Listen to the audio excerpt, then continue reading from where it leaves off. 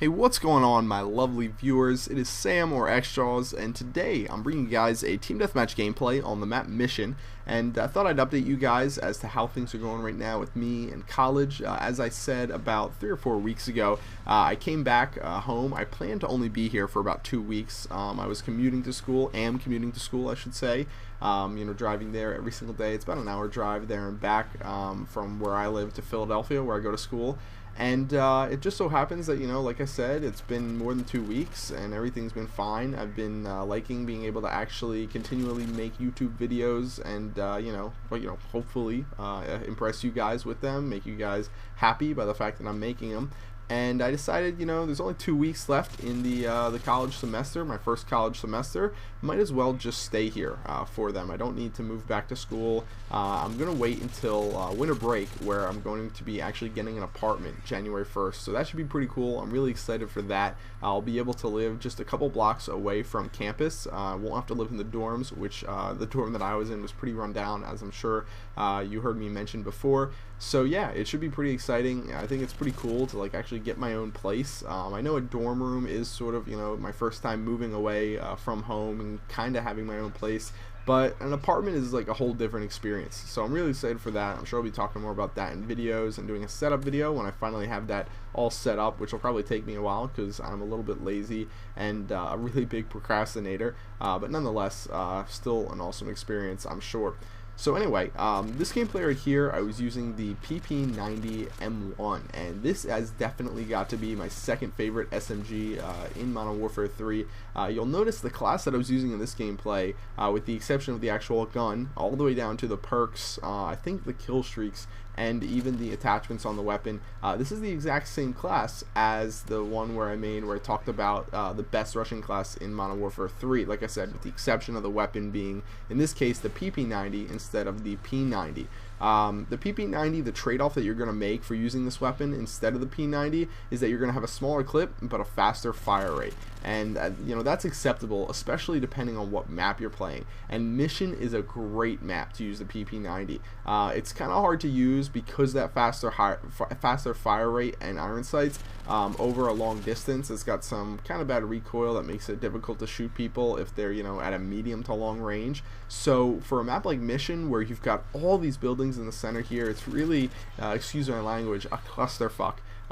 You want to use a weapon like this because you're going to be able to hip fire a lot, hence the steady aim, and take out enemies pretty easily. I was pretty much just running around, letting the UAV do most of the guiding, bouncing back and forth from one side of the map to the other because the spawns changed so frequently, and just doing my best to stay in areas where I wasn't going to be caught on a long line of sight. It'd be really easy, if I spawned all the way on the left side of the map, or left or right side of the map, honestly, where there are long lines of sight, to try and run up them and run towards the enemy. But what you want to do when you're using an SMG, especially on a map like this, is stay away from them at all costs. You're not going to be able to win those gunfights, and you are more than likely going to get caught off guard if you go that direction.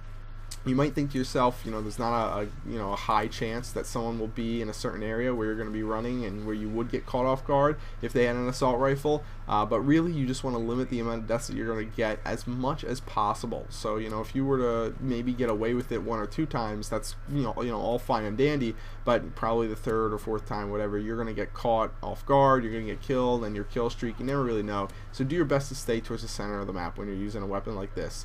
Right here you can see I'm using the AC-130, an alright kill streak. I'm finding that, against what I was saying towards the beginning of Modern Warfare 3, this might be the way to go instead of the Pavlo. You heard in my dual commentary, if you watched it, with the Shore, the two friends, Daniel and Scott, them talk about this being a better 12 kill streak because of the flares, the extra flares that you're going to get that the Pavlo doesn't have, and I have to agree, that is a really, really good point. With all the air support being shot down so often, using an AC-130 that has 2 or 3 flares, I think it takes 3 stingers to shoot it down, so that'd be 2 flares, is really, really good, even though a lot of people are using Assassin to hide from them. But you're going to run into that same problem with the Pavlo.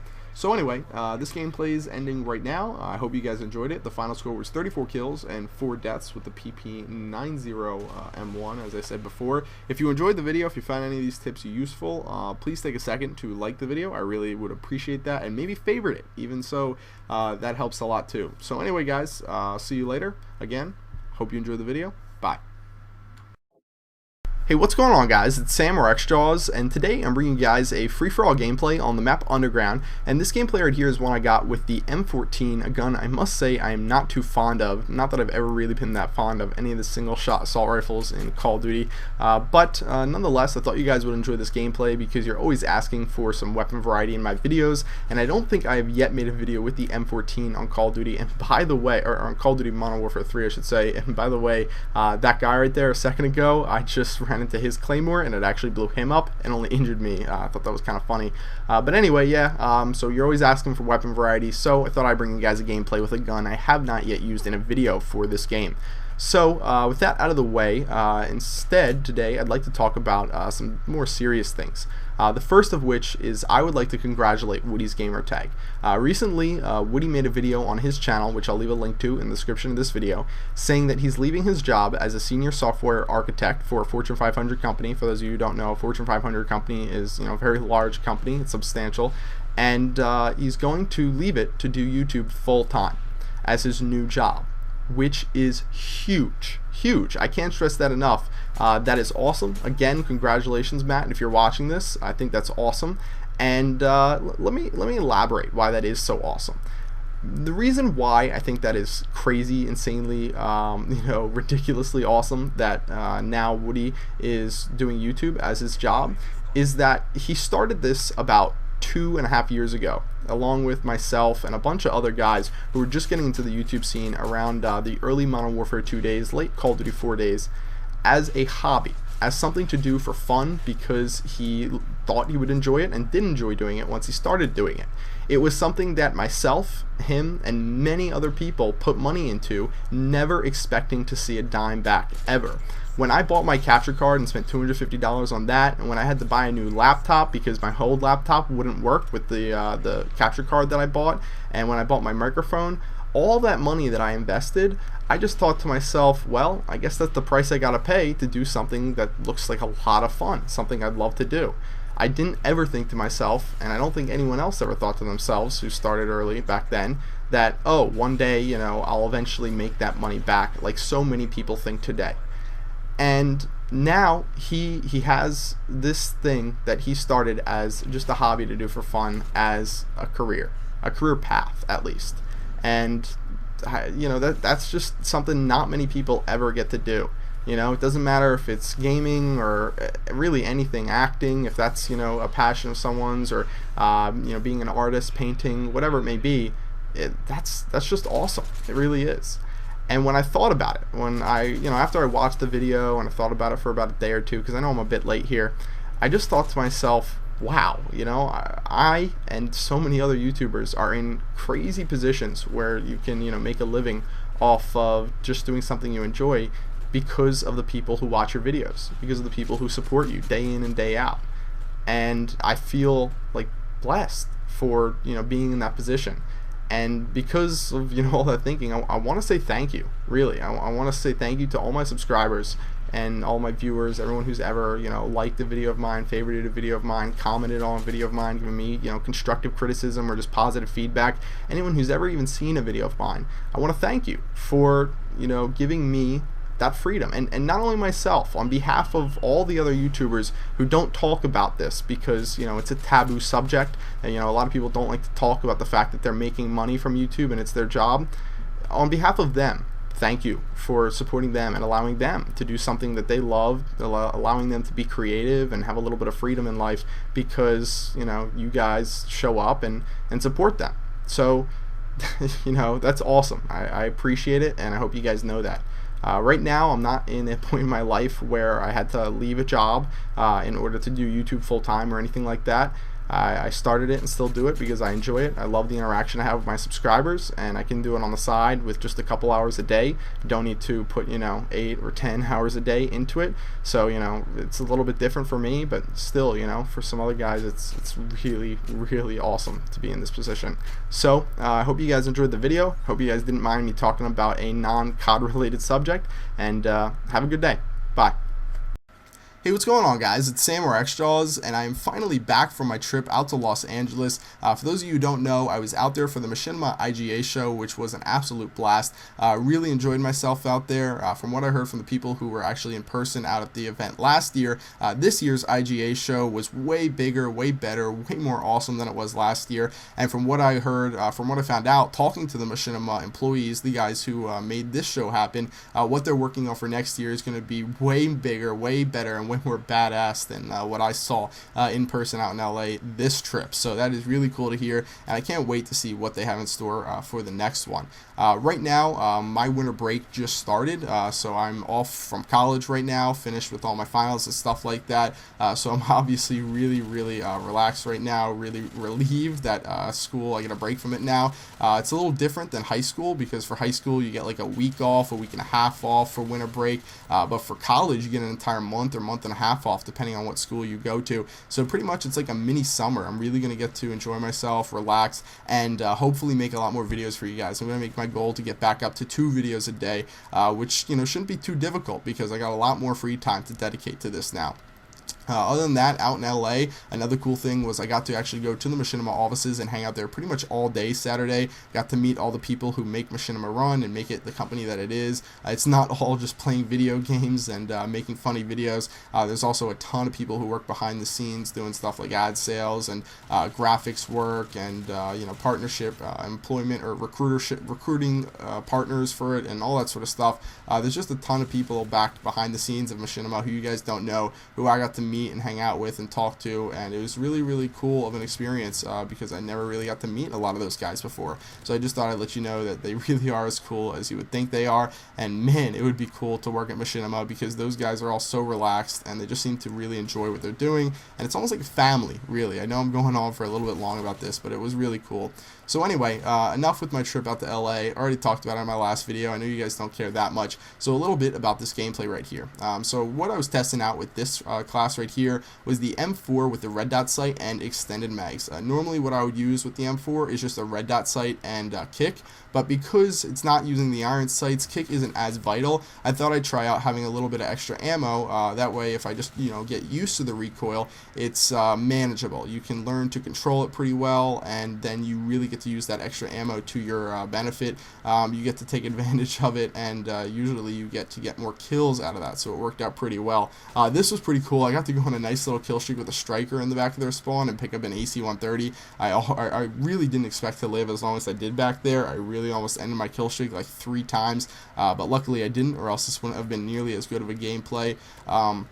The killstreak setup I was using, as you probably just saw there, I was using the Predator missile, the Reaper, and the AC-130. Not the smartest killstreak setup for a map like Arcaden, because you can see all these guys are back in this building. I was lucky enough to pick up like a triple kill a couple times here and a couple single kills, which I really didn't expect to get. If the spawns would have been flipped, it would have been way easier. And if I had more time in the game, if I didn't have 2 kill streaks to call in, I would have definitely waited. I would recommend to you guys that you wait as long as you can to try and flip the spawns so that they're spawning outside before you call in your kill streaks, or else you're going to end up wasting it because you only have a certain amount of time there. But what are you going to do?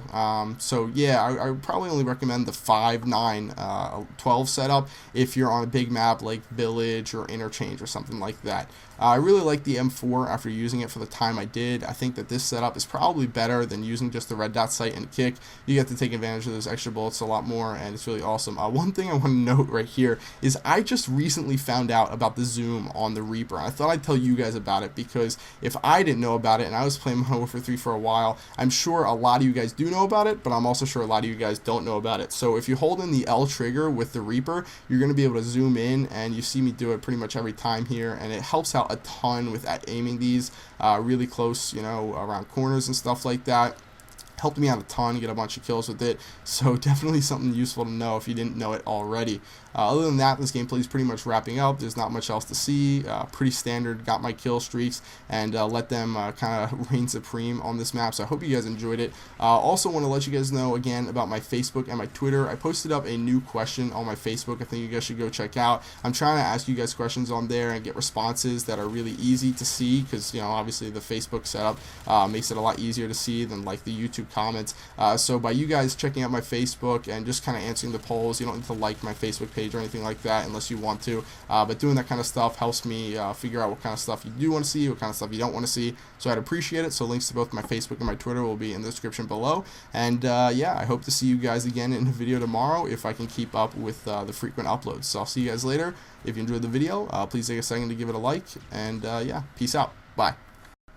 Hey, what's going on, guys? It's Sam, or xJawz, and today I'm playing a team deathmatch gameplay on the map Seatown, and I'm going to be doing a live commentary. Right now, I got the MP7 on this class, and it looks like I'm joining this game pretty late, actually, like 3 minutes late. Oh shit, ooh, get on, son, get on.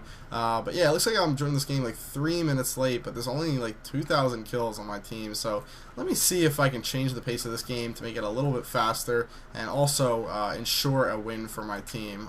We'll see what happens. But anyway, I got the MP. Oh shit, no, run away, come back. Woo, get on, son, get on. Oh, and your buddy too. Oh, and your other buddy. They all want a piece of me. That's what happens, man. That's what happens when you mess with xJawz, you know?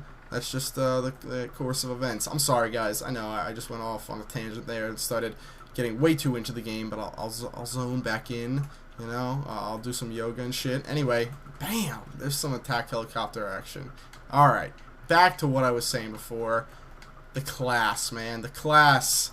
I'm going to be using sleight of hand on this class. Oh, I hear some people. There you are. Sleight of hand, hard line, and steady aim. What else? I can't even think. Oh, shit. Alright, run away. They shot down my other helicopter from back here. Where are you at exactly, son? Where are you at? I know you and your filthy stinger are back here somewhere. I'm going to find you. I think. Oh, there's one guy. I don't think that was my stinger guy, though. Let's see. Oh, I gotta call on this AH6 right now. Alright. What didn't I cover yet about my class, man? Things have just been moving way too fast for me to even think. I think I kind of covered it all. Kill streaks, UAV, attack helicopter, and AH6. That's just because I'm all about rushing around right now. I don't want to be in my kill streaks, stuck there, not in the action. So I thought that'd be the best way to go. But I gotta pick up that M4 there because it looks like I might be going on a nice little kill streak here again for the second time.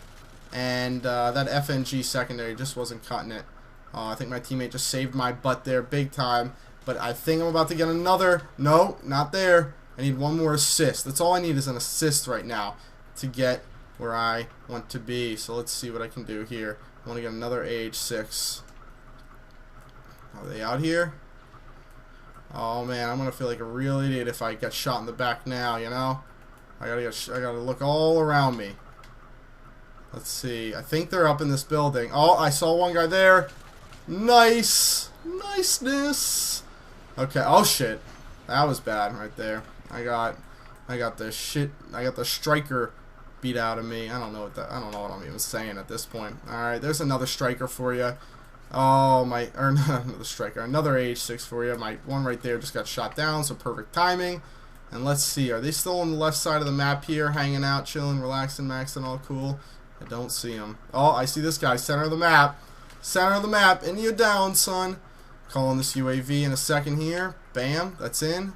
Oh shit, someone behind me. Oh, I see this guy up here on the radar. You wanna fuck with me? You down here? Oh shit. Oh, I got caught in the doorway right behind the guy. Look at that.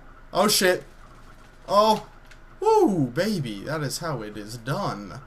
Can you say Marco Polo? Oh shit. Uh-oh. This guy's shooting all sorts of explosives up here. I gotta watch myself. I gotta check myself before I wreck myself. Silly.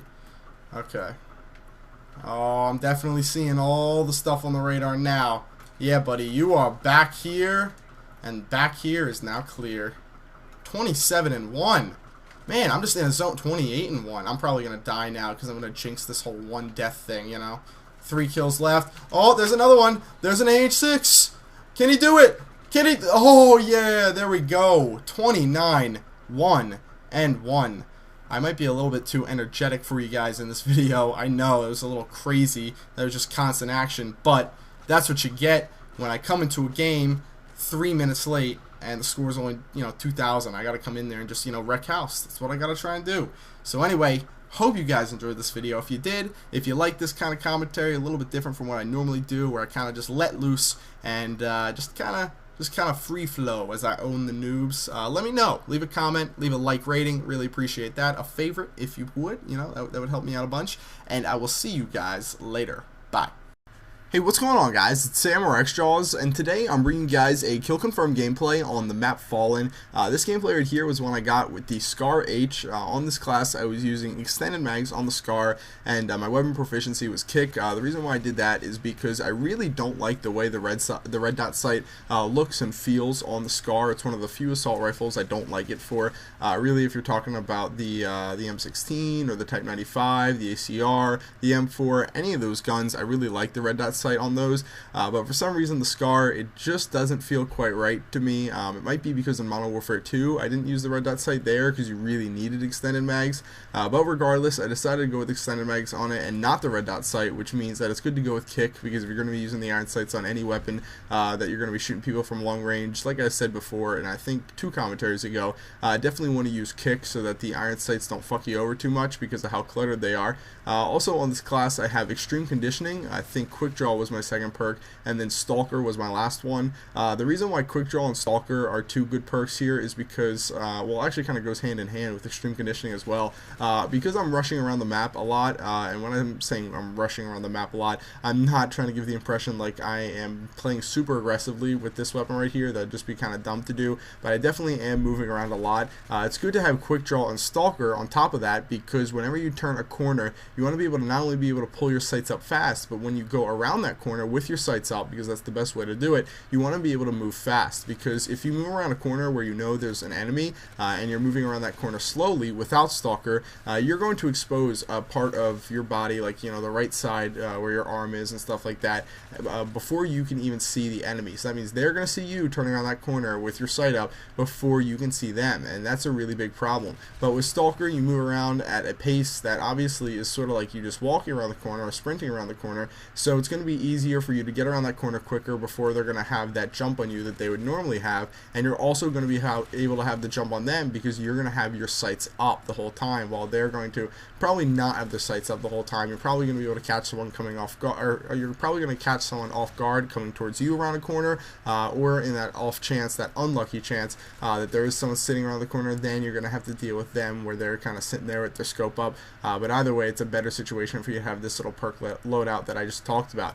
Also on this class, I think I had the attack helicopter, then the Reaper, as you can see right here, and then the AC-130 after that. I believe was my last kill streak on this class. That worked out pretty well for me. As you can see, I'm zooming in with the Reaper, something I didn't know how to do for a while, but it worked out pretty well. That was a super close call, by the way, in the background. If you were watching, I almost killed myself like twice with 2 Reapers, and there was also 2 teammates running right past my body, and if they would have seen me, if they would have spotted me, instead of worrying about getting inside, getting away from the Reaper, they probably would have stopped me from getting my AC-130, so it's a good thing that they were frantically trying to get some cover, like I said, or else that probably would have ended a little bit differently. But regardless, that's not all I want to talk about in this gameplay. Another thing I want to talk about, because I just mentioned recently in my last video, or 2 videos ago, my last standard commentary, that winter break has just started, and I'm taking a break from school, sort of, because of winter break, that there's some things going on, some decisions I got to make regarding school in my life, and I don't want to bring this up too nonchalantly because it is obviously a really big thing, but lately I've been considering taking time off from school, and that to me is a super huge deal. The reason why is because, when maybe I should backtrack a little bit. When I originally decided to go to school, go to university, I was planning on going to Temple University, the school that I go to in Philadelphia, PA, which is in the USA, for those of you not familiar. When I decided to originally go there, it was going to be for dentistry because they had a good dental program. And then as that idea progressed, I realized the only real reason why I kept going for dentistry is because my parents sort of talked about about it to me, and it seemed like a pretty simple path to follow. Not simple as in easy, but just where, you know, it doesn't involve much creativity. It's pretty much a cookie cutter path you just can follow by, you know, going to 7 years of schooling. But as I, you know, matured a little bit and as I thought about it a little bit more, I really didn't think dentistry is something I wanted to do, and I didn't want to go to school for 7 years only to come out on the other end with a lot of student debt and loans and stuff that I have to pay off, and just didn't seem really appealing to me. So the next thing I was thinking about is business. So I've been majoring in entrepreneurship at Temple University for the past year, and the experience has been valuable. I don't want to give the wrong impression about, you know, what I think about college from just, you know, the past semester of going there. But I've been thinking a lot more about taking time off from school to pursue doing YouTube full time and the things that go with it full time, because there are a lot of opportunities that I'm presented with now that I won't have later in my life. People all over YouTube are doing this full time. People with much less subscribers than I do have at this time are doing this full time for their, you know, total income and supporting more than just themselves. So I really just think, you know, I was scared to do it because I didn't think that this would last very long, and I thought this was just something for me to do in my spare time because I enjoyed doing it. But now it's sort of changed to the point where not only do I get to do this in my spare time and I enjoy it, but what I can give to this, what I can give to doing YouTube and focusing on this sort of thing, isn't what I used to be able to because of how much time I have to put into school, which is, you know, obviously why I haven't been able to put out 3 videos a day like I used to, when all I had to worry about was high school work, which really was, you know, nothing. It was super simple, and, you know, there wasn't a lot of busy work. So, you know, recently with Woody leaving his job to do YouTube full time to make this his you know, entire income, I've been thinking about it more and more, and I think I have come to the conclusion that it would probably be best for me to temporarily take a leave of absence from Temple University for a year, and they have a program where I can leave for a year and come back at any time, and I think that's what I'm going to take part in, because I obviously don't want to throw, you know, my education away should I want to come back to it, but I sort of want to explore alternative routes of education, because if I can, you know, work alongside with a lot of big name entertainment people and learn lessons in YouTube and other ventures that I'm exploring right now, you know, going out to Los Angeles to, you know, look into, then that would be great to go and learn learn in real life scenarios rather than just I guess made up scenarios, examples that you might see in like a classroom setting. So it's just sort of something interesting I've been thinking about a lot more lately, something I thought you guys might want to hear about, because I thought I, you know, would update you guys as to pretty major change that would occur in my life. It would be pretty cool to like move out to Los Angeles or something like that and pursue, you know, kind of making this a full-time job, because that's sort of where the entertainment thing is. Like all the bloggers and stuff like that all made the move out there when they made it their full-time job. I'm not looking to, like, you know, work for Machinima or anything like that. I'm sure a lot of people probably would speculate that like I would get a job like Hutch and like CNETers have at Machinima. That's not something necessarily that I'm interested in doing. Not something I'm looking to do or expect to do. But there are a lot of other things that you can do with gaming and gaming entertainment and stuff like that. So I hope you guys sort of understand where I'm coming from here, respect my decision, and understand that I've given a lot of thought to this. I'm certainly not just a dumb kid who thinks I can, you know, make my living for the rest of my life off doing YouTube videos. There's a lot more that goes into this decision and this sort of, you know, thought process than, you know, just that sort of rudimentary thought that I just kind of mentioned right there. So anyway, I hope you guys enjoyed this commentary. If you did, please give it a like and leave me a comment. Let me know what you think about what I talked about, and I'll see you guys later. Bye. Hey, what's going on, guys? It's Sam or xJawz, and today I'm bringing you guys another episode of Shoutout Sunday, except today I'm going to be doing something a little bit different. I got with me someone who just had a really, really amazing gameplay that they sent me recently. Actually, not that they sent me, that they posted up on YouTube and that I found, and that is Jeremiah, aka Deny. Why don't you say hi? Hey Sam, thanks for having me on your channel. Yeah, no problem, man. So why don't you talk a little bit about this gameplay that you got in the background right here? As far as I know, this right here is the fastest assault MOAB ever, right? Yeah, pretty much I was just trying to go for a high-scoring game.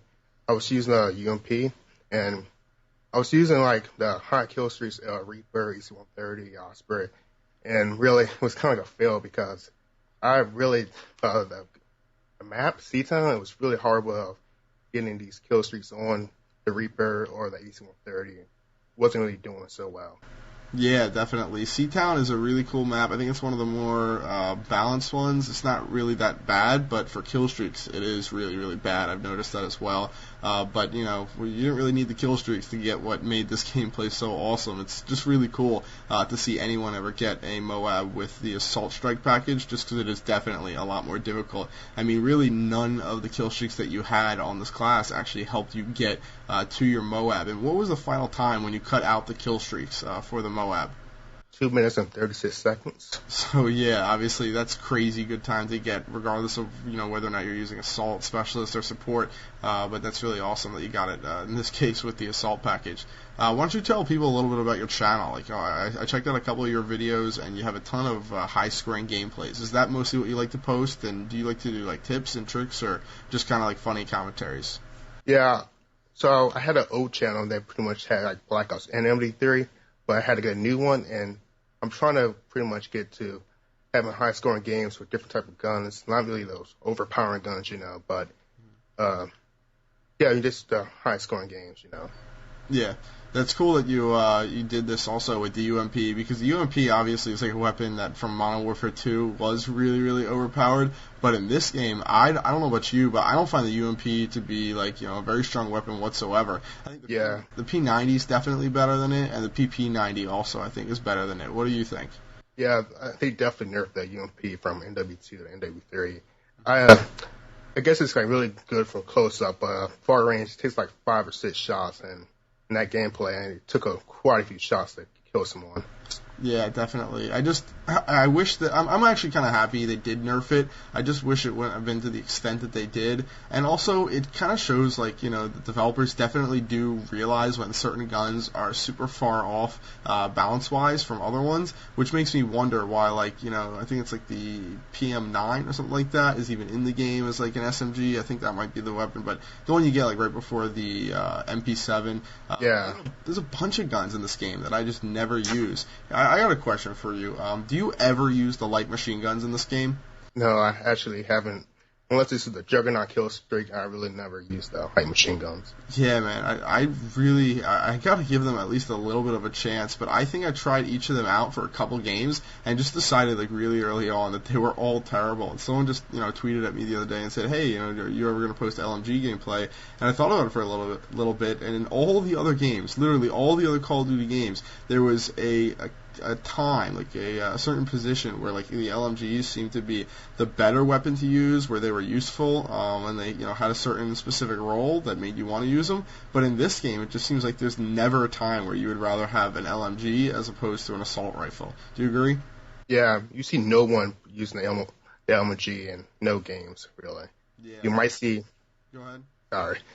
You might see like once in a while, but really, I have never seen no one use the M.O.A.B before. Yeah, especially for like gameplays on YouTube. I mean, I remember using the I think it was the RPD in Modern Warfare 2, and that thing was great, man. In Ground War, you could go on some seriously nice kill streaks with an RPD that had stopping power on it, because it was a two-shot kill anywhere on the body, no matter how far away you were from the person. Because the LMG is also, in addition to having the big clips, the big round drums or whatever, they also don't lose damage over distance, which is pretty cool. But you just don't see that with even like the M60. I would think in this game might be the best one, but it's just not there for any of them. I really wish they would change that stuff. But anyway, this gameplay right here is sort of wrapping down. Just about a minute left in this gameplay. You just got the MOAB as we're talking right now. So again, that's really, really awesome that you got that. Before this gameplay wraps up, you want to just tell people a little bit about your channel and let them know where they can find you. YouTube, Twitter, that sort of stuff. Yeah. First, thanks for having me on your channel. It's really great for having me on your channel. It was a big surprise. But, yeah, you can pretty much find me. The link will probably be in the description. But, like I said, it's high-scoring games. That's what usually I try to do. And I give some tips, and sometimes I might do quite a few, maybe some montages too. All right, well, that sounds good, man. Awesome gameplay. Again, I think your final score in this game was 50 kills and 4 deaths. I think people would definitely be smart to check out your channel if they want to get some more tips for Modern Warfare 3 and become better. Oh, wait, I'm sorry, 55 and 4. So, yeah, I'll see you guys later. Bye. Bye. Hey, what's going on, guys? It's Sam or xJawz, and today I'm bringing you guys a Team Deathmatch gameplay on the map Fallen, and this gameplay right here is actually from the PS3. It's been a really long time since I brought you guys a gameplay from the PS3, but I hooked it back up, and actually for a sort of special occasion. It's this weekend. I'm going to be hosting an open lobby on both consoles at a time zone neutral time, I guess I could say, a time that's friendly for everyone, no matter where you live, whether it's in the US or in the UK. Might not be so great for people out in China or Japan, I don't know, but I made it good for my two main audiences, people who live on the North America continent, people who live in Europe. So I'll give more details about that later, but for those of you who don't know, actually when I play on the PS3 I use an Xbox controller, and it's something a lot of people have found interesting. A lot of people have asked questions about, because the main hassle when you are switching from one console to another is going to be definitely using different controllers, especially if you like to go back frequently from one to the other, because of certain games you like on each console that is exclusive, like Halo for the Xbox or Killzone for the PS3, stuff like that. So what I'll let you guys know is that there's a product called the XCM Cross Battle Adapter. That's XCM Cross Battle Adapter 2.0, and with that you can use it on any PS3. You plug it in, and then you plug your USB controller, your Xbox wired controller, right into the USB port on this Cross Battle Adapter. And one cool thing about it, if you do like this, is it does allow you to turn on auto rapid fire or whatever on certain buttons on your controller. I personally don't use it, but this is the only device that I could find that would let me use an Xbox controller on the PS3, so whatever. So if you want to use rapid fire, I guess you could buy this for that too, but really the best thing about it is that it lets you use the Xbox controller on the PS3, which solves that one big problem. So if you want to buy this, I think it was like $60 or something like that, maybe a little bit more, but it's totally worth the money, and it works really well, only with a little bit of lag in between the controllers, in between the Xbox controller to the PS3, but enough that it's manageable and makes it just fine and dandy to use for multiplayer here, as you can see in this gameplay. Another thing I wanted to talk about is the new DLC map Park that was released, or a picture of it was released on 402's Twitter. I'll leave a link to that in the description of this video. I don't want to put it on my video, I might get in a little bit of trouble for doing that, but anyway, the map looks alright. It's good colors, whatever, good graphics, I guess you could say, just like the graphics you would find on the Xbox or the PS3 for Modern Warfare 3. Nothing too special, and it'll be coming to all Elite users for both consoles on the 24th, which is cool. I'm pretty sure the deal with Microsoft and Call of Duty, or Microsoft and Activision, where they get the exclusive content, is gone because of the fact that Elite is here, and it would be really unfair to make people pay an extra $60 for DLC only to then find out it's coming to the Xbox first. So I'm pretty sure that is gone. If anyone has any information to the contrary, please leave it in the comments below. I'd appreciate it. But anyway, I'm excited because this is going to start the new era of new DLC every single month. But the one reason I'm not excited, as always, is that the maps are not being made based on the input that we've given to the game. I'm pretty sure every single map that's going to be released from DLC was made prior to the game's release, which is unfortunate because then they can't make maps based on changes we want made in the game, which is a huge problem, and it's really a greed issue, I would say, for the developers of the game. I mean, they get 2 years to make an awesome game. They didn't make an awesome game, but they're still going to charge us the extra money for all the DLC. But alas, we all understand that by playing Call of Duty, that's a fault we're going to have to deal with. So whatever, I won't complain too much about it. So as far as this open lobby I'm going to be holding, I might as well give you guys some information now on it. I'm going to be holding it on Sunday, this Sunday, which is going to be, oh wait, that's actually, I'm just looking at my calendar, Sunday's probably not a good day to host an open lobby. That's going to be the 25th of December, obviously that'll be Christmas, so I'm going to change it really quick here to Monday. So I'm going to have this open lobby on the 26th, Monday, which would be pretty good because people who don't already have Modern Warfare 3 or just going to be getting Xboxes or whatever can get it then on Christmas. Then they'll be able to play it the next day. So I'm going to be doing an open lobby at 1 o'clock Eastern time. That is going to be, I believe, 6 p.m. Greenwich Mean Time, and it's going to be 11 a.m. No, I'm sorry, it's going to be 10 a.m. Pacific time for people who live in California, Seattle, wherever over there on the the West Coast, but I'm going to be hosting an open lobby first from 1 p.m. to 3 p.m. on the Xbox 360, and then from 3 p.m. to 5 p.m. on the PS3. So that's going to be 4 hours of me playing with my fans. I might make a little highlight video of it. I'll definitely put a video up right when I start the Xbox open lobby so that you guys know that it's actually going on and all that sort of stuff. You guys can add me and get in there. What you're going to have to do if you want to play with me on the Xbox 360 is you're going to have to send me a message, send me a chat invite, something like that, and then I will invite 8 people at a time, and we'll play some pubs, or I'll invite 17 people at a time, and we'll play some private lobbies, and we'll just kind of mess around. And if you want to play with me on the PS3, you're going to have to look at the video on my channel on Monday, because I'm going to have to create a bunch of accounts. That way you guys can add me, and that way I don't have to keep deleting people and all. I don't have to make a big hassle out of it. And I'm going to make a bunch of accounts on the PS3 that you'll be able to add, and I'll add everyone on there, and I'll hop from account to account to account, just playing with a couple hundred people if I can during those 2 hours. So be sure to check out my video Monday at 1 p.m. that'll be uploaded, or 3 p.m. for the PS3. And yeah, there you go. That's the information for the open lobby. I hope to see you guys out there, and I hope you guys enjoyed this gameplay too. Final score: 36 kills and 1 death. Bye.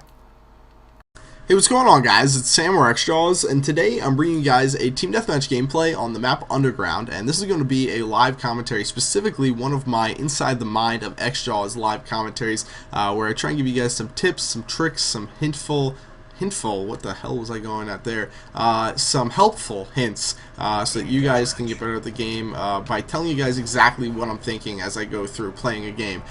So hopefully I can do just that. So let's get started right now. First of all, we're talking about the class that I'm going to be rushing with right here. I got the UMP with attachments, weapon proficiency, rapid fire, and a silencer on it.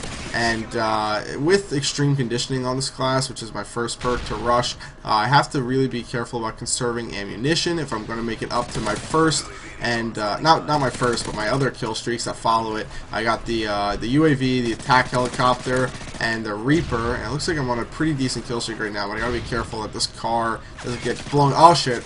Alright.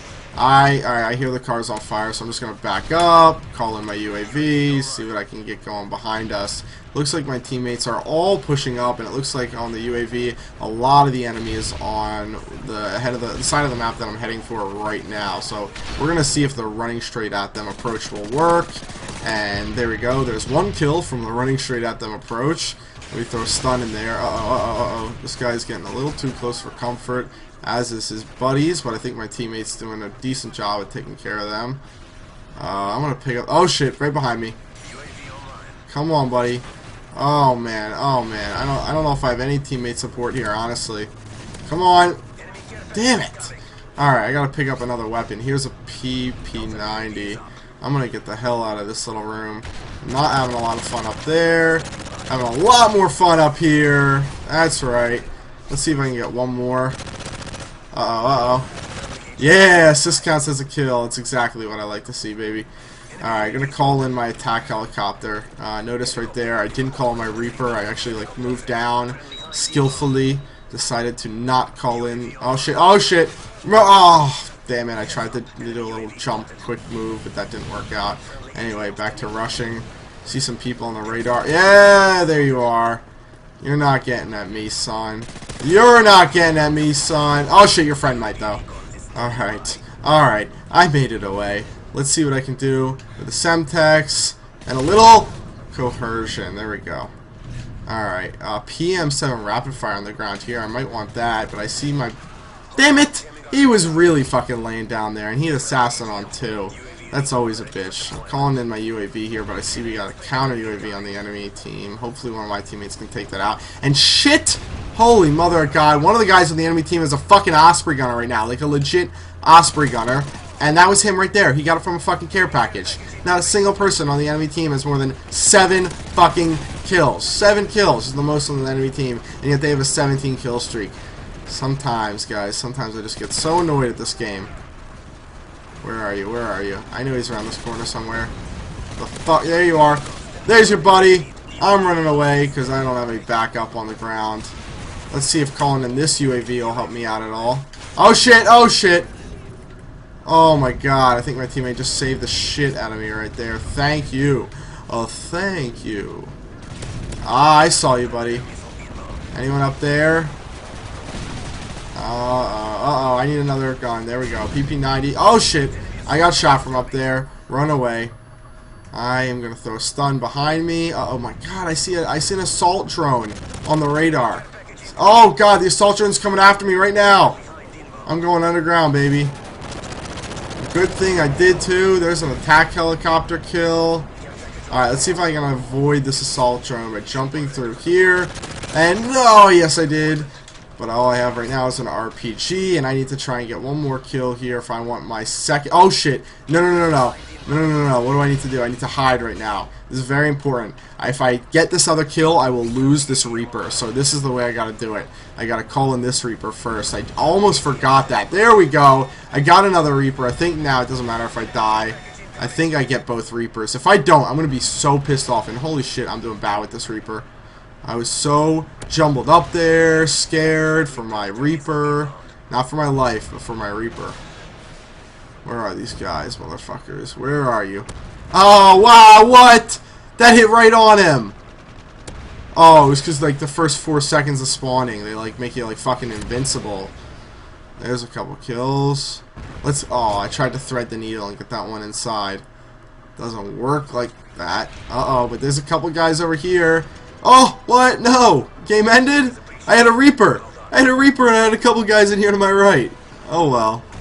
Oh, well. At least that means my team is doing pretty good. Alright, so that's a pretty good gameplay. Final score 25 kills and 2 deaths. I hope you guys enjoyed it. Unfortunately, I didn't get to use that last kill streak there, or else this gameplay probably would have been a little bit more epic.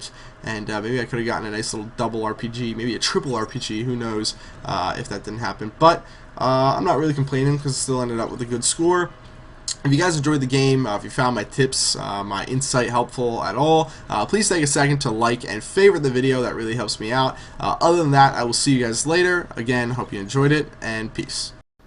Hey, what's going on, guys? It's Sam or xJawz, and today I'm bringing you guys a free-for-all gameplay on the map Underground, where I use the PM9 SMG, and I want to talk to you guys about how to avoid being killed right when you spawn in free-for-all, and also how to avoid being killed when you are on a kill streak and someone spawns right around you in free-for-all. These have got to be the 2 most common things people ask about whenever I post a free-for-all gameplay where I do really well.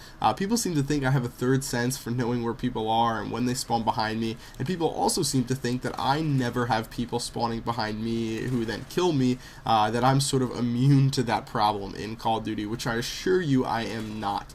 But I definitely do have a bunch of tips to help you guys out so that it happens a lot less to you, and I wanted to make a video and share those with you today. But before I do, let's talk a little bit about the free-for-all spawn system so you have a better understanding of what I'm trying to help you guys out with here. So basically, the free-for-all spawn system, or as some like to call it, the revenge spawn system, works sort of like this. The game always wants to put 2 people close to each other.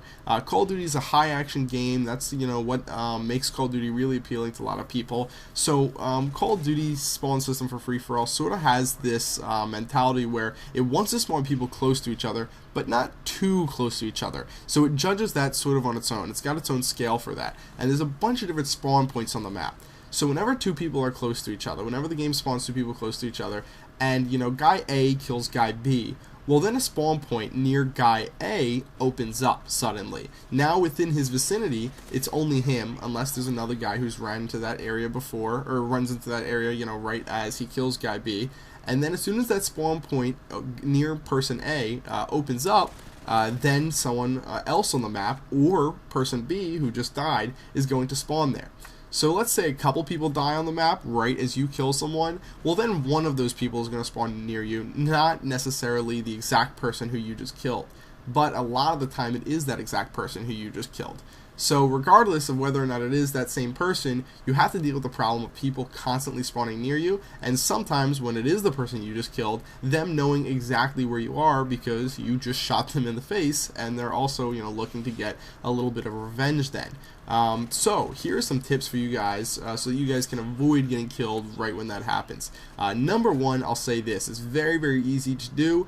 Use a silencer in free-for-all. It's very important that you do. There are different strategies that will work if you don't use a silencer, but the easiest one is to use a silencer and to stay off the radar, because if someone spawns, the first thing they're going to do is look for someone on the radar shooting their gun near them. And if that is you, you are toast, my friend. You are definitely going to die. So really be careful and use a silencer. It will help you out a ton, I promise.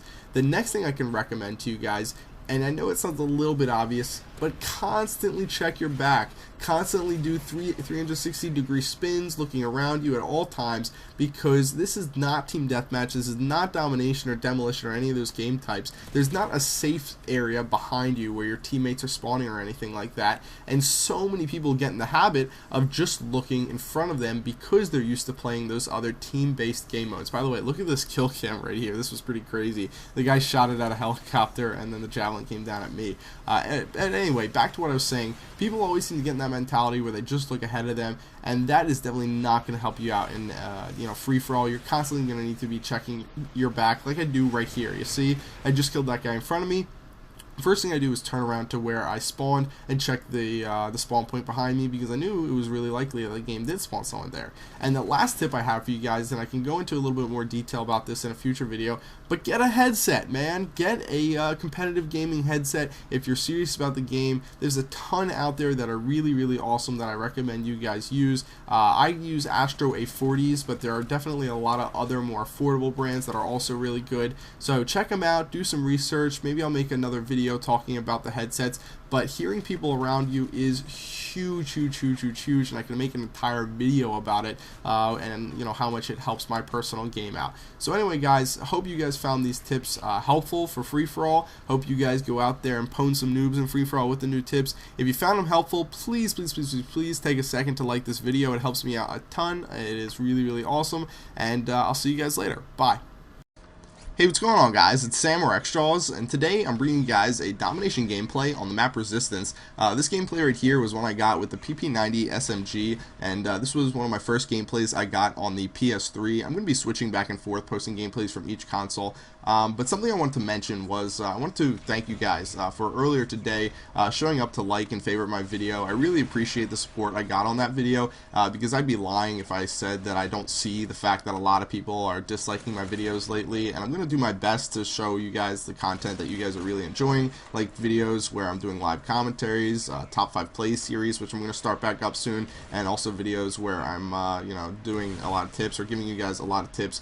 So yeah, that's really all I want to say. Just thanks for supporting me on my last video, the free-for-all tips and tricks one, and I'll try and make as many videos as I can that are just like that. So what I want to talk about today, first of all, is opening routes for Call of Duty. Obviously, it kind of already happened in this gameplay. I already started with my opening route, but I can still talk about it and give you guys some tips for the way you should start off a gameplay, which is huge, because if you can start off a gameplay really, really well, you can also finish a gameplay really, really well. You're just going to give yourself that much of an advantage as far as getting your point streaks, kill streaks, all that sort of stuff, and having a good game. So in the beginning of this gameplay, what I did was I first captured the C flag, and I know it's not really much of an opening route, but my particular strategy when I play Resistance and I spawn on the side that I did for Domination is always to get both of those flag captures, both C and B, because they're both really easy to get, and that gives you a free 2-point streak. And in this gameplay, got me my UAV because I think I had hardline on. Yeah, I had hardline on. So it was just kind of a free UAV. The reason why I like to run to B is not just because of that point streak, though, that I get for capturing it, but also because I was using an SMG, and if you run to the left side of the map and you go for the flag capture, then you're really, really close to a wall right ahead of you. You're really, really close to the van and this building that I'm standing in right now. And the reason why that's important is because if you're far from it and you have a long line of sight, then an assault rifle is going to obviously play to your advantage, and also is going to play to the advantage of the enemy team, because they're going to have a long line of sight to shoot you too. But because it's that really close quarters area, and because I have that SMG with rapid fire on it, I feel really comfortable rushing that way, turning that corner, and looking at the van and looking at the building behind it and shooting people who are in it. It's really easy to make that turn around that corner to the right, kill people by the van, and then using the cover of the van, kill people in that building. It's just a really great opening strategy. And things you want to consider for really any map whenever you're trying to figure out which way you want to open the gameplay, which way you want to run at the very beginning, is what gun you're using. shooting, obviously, you want to play to the advantage of your gun, and what point on the map, what vantage point on the map can you get to before the enemy gets to that same position. For example, in this case, B was that vantage point. Getting behind the wall where I captured B behind is a really, really critical position to get in because it allows me to capture the flag while still being covered really well. In other maps, you might look for places where you can, clip, which is also known as head glitching, where like the enemy can only see your head, even though you can shoot over that area, like a barrel or a big, wooden crate. Things like that are really, really good to get behind. A bad vantage point to get to, for example, might be in that building that's behind me right now, because when you rush right into that building, your only real option is to kill people who are also running into that building, or to pop out right here at this door that I'm standing at right now and let someone shoot you from pretty much any direction outside of this door. It's not that great of a position to run to. And also the other position that I could have ran to, instead of going to the left or down the middle, was the A flag going up those stairs, and that's obviously a really bad one for me to head to. A lot of people use assault rifles on that side of the map. They can get down those stairs before I can even get over there, and they are going to have a huge advantage looking down the stairs or being on the stairs behind all the cover that's on there, opposed to me, who will sort of be out in the open, and I'm gonna have to run up those stairs regardless, and it's just really bad. Even if I were to get the first couple kills, even if I were to outplay those people who are coming towards me at A, I still have to run up those stairs at A, and I know that they're gonna spawn near the top of those stairs, so it just doesn't make sense for me to run that route.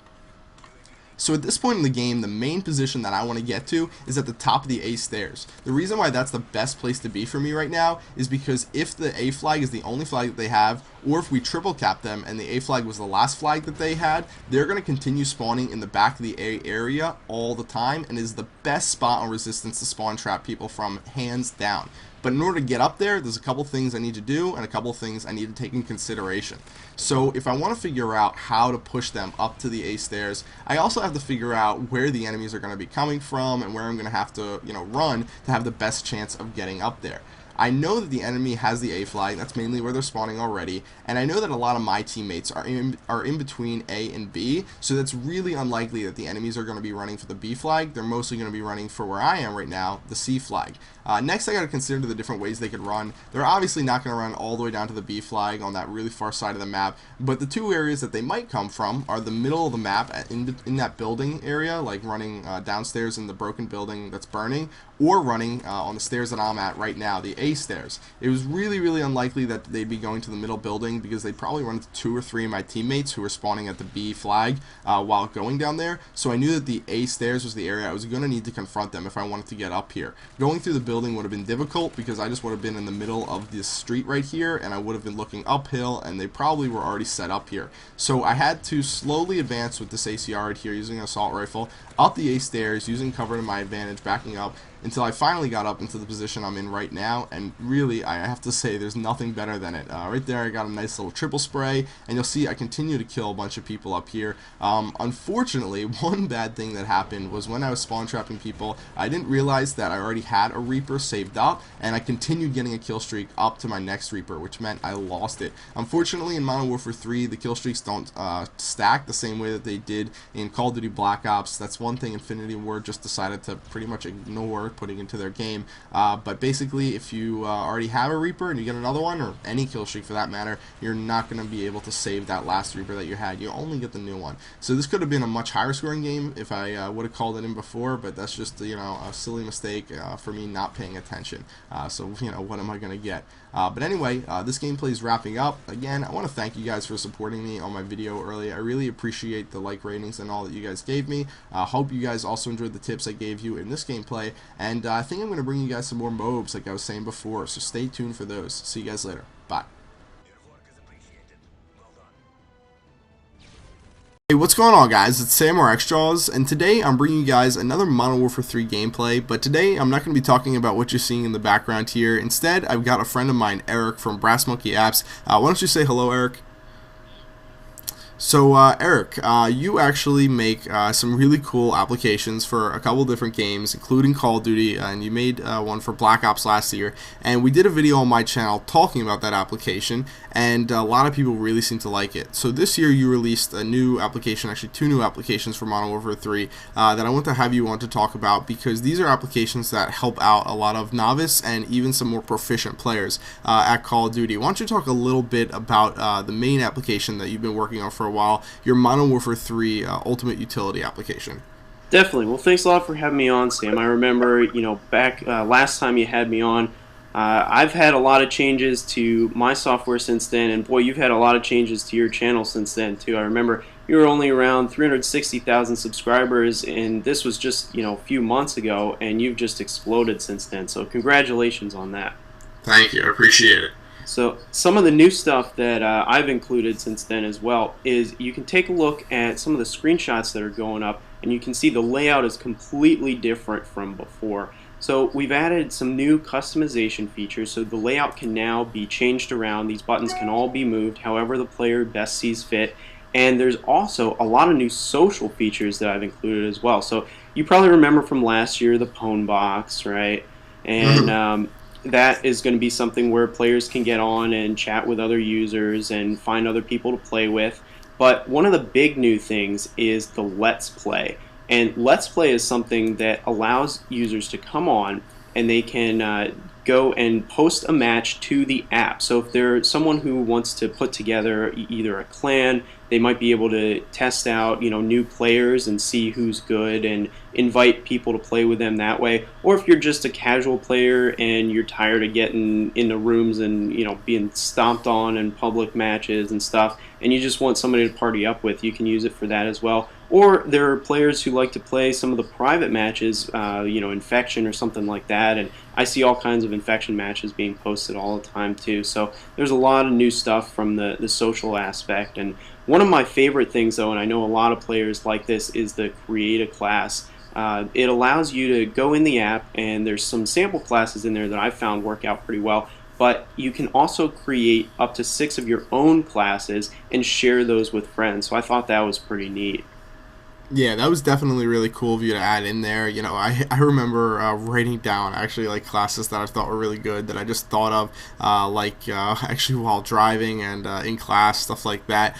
So that's definitely a really cool feature. My favorite feature has got to be you including all the information, all the statistics and data about the different weapons that are in Modern Warfare 3. And what I mean by that is all the different damages that the different weapons do, the pellets that the shotguns shoot, how many they do, the damage over distance for all the different weapons, really all the in-depth stuff that you can't figure out unless you go into the files for Modern Warfare 3, the code and all that the developers use to make the game, and you have it all presented really neatly in this application. And the reason why I think that's really awesome is because I've seen entire YouTube videos dedicated to just that one thing, just talking about one weapon's different statistics, all the different damage for certain ranges and stuff like that, and you can find that you can find all that data for all the weapons of the game all in this one application. So it's really cool that you gave one spot to find it all. Yeah, man, it took a long time to get all that, and like you said, a lot of people do go into the game files and pull that out, and I actually didn't do that. I manually tested each and every weapon in the game itself. So I would go into a private match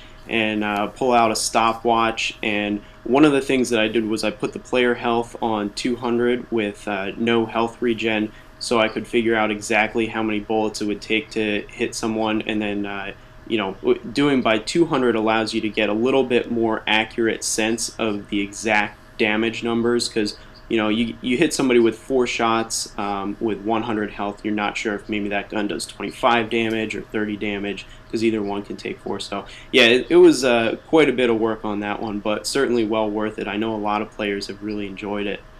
Yeah, definitely. It's really cool. Another thing that I wanted to bring up, and this comes, it comes in handy right around now because I just recently put up a poll on my Facebook asking people what their favorite series of mine is, and one that came up really, really highly rated was my Create a Class experimentation video. And for that, all my viewers who have seen these from me from Black Ops, Call of Duty Black Ops is when I used to do them. I haven't done any for Modern Warfare 3 yet. Know that I use this website that has a random Create a Class generator on it, but the reason why I haven't been able to make one yet for Modern Warfare 3 is because the website does not actually have a Modern Warfare 3 Create a Class generator on there, but you actually made an application that does just that, and it's really, really simple and easy to use, and it actually is released before that website. So you want to talk a little bit about your Modern Warfare 3 random Create a Class generator? Absolutely. So I know, a lot of people last year, I made one for Black Ops, and a lot of people last year thought it was really neat, and it gives sort of an added challenge for players like you who are really good and wants a new way to play the game and maybe want to experiment with some different setups. So what I did was I made a random class generator and I improved it over the one last year. So now it's got all the proficiencies and, overkill, so you can have 2 weapons and kill streaks, and it will randomly select for you one of the different strike chains and either the perks or kill streaks that are associated with that. So I know a lot of players have been asking for something like that, so it should give an added challenge for anybody looking for it.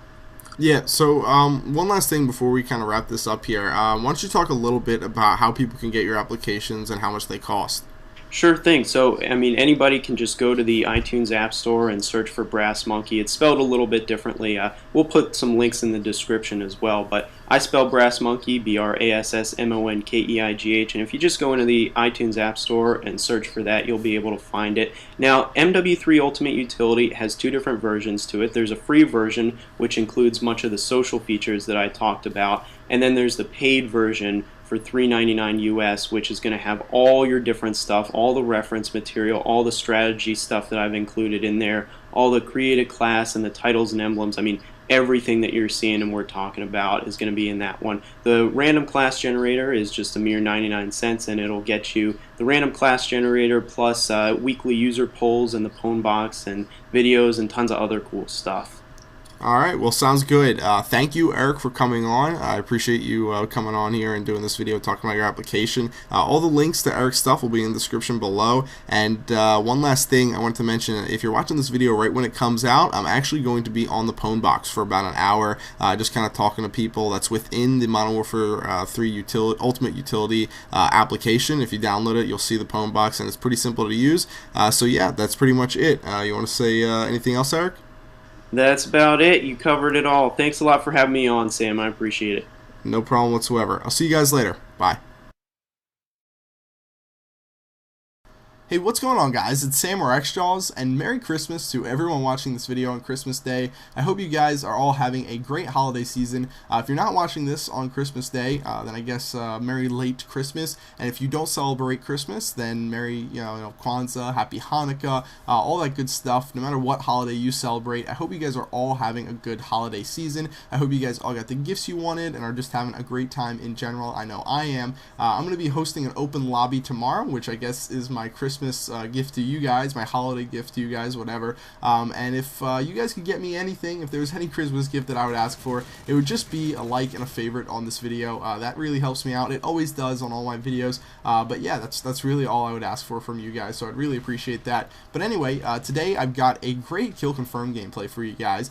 This one right here, I was using the ACR in, and my final score is 52 kills and 3 deaths with 10 dog tag pickups, so I thought you guys would really enjoy seeing this. And today I want to talk about the Kill Confirm game mode being a new one to Modern Warfare 3 and give you guys some tips and advice for it, because I know a lot of people have some misconceptions about it that cause them to play a little bit poorly and to not know exactly what they're doing sometimes. So like I said, I just want to help you guys out, become the best players I can possibly help you with, whatever. I guess that's a little bit redundant, but yeah, I want to give you guys some advice. So the first thing I want to touch on is the most common misconception that I hear about from other players, other people in the comment section of my videos and other people's videos videos, is that you should run after every single dog tag you see, that every time you kill someone, you should run, right to their dog tag, right to their body, to help your team out win. And if you're not doing that, that you're a kill whore, you're a camper, you're not helping your team out, and all that, stuff that people will say when they're, upset with the way you're playing the game. But in reality, you can actually end up, and usually end up, hurting your team if you play like that.